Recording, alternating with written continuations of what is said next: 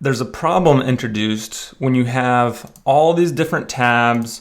If I had tons of pages, there'd be all these different areas to set data, to edit snippets, to do all this stuff, change menu, change settings.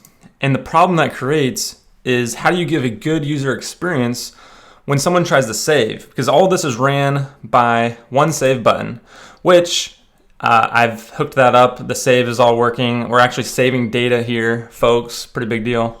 But yeah, the problem is, how do you give a good user experience when there's errors and there's data that's wrong that they put in that's incorrect? If I just had a pop-up after they click save, and then it says, hey, there's an error on this certain page, and you need to go there, and you need to go find that. Like, that just becomes a big maze kind of mess. And so kind of my strategy of how I've been thinking of how to handle this is have error handling like on the spot. So let's say I want to add a new custom domain. You'll see as I start typing, it will actually start to tell me errors. It'll tell me like, hey, you need a period. It should tell me there that I need a space, but maybe I need to make that one work.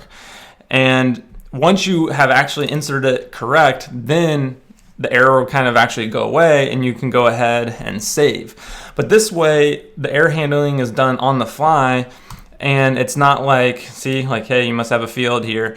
And you're not going to then save and have to look for the errors later. And so as you're like actually focused at that field, you actually will see the error and you can make the changes to make it correct.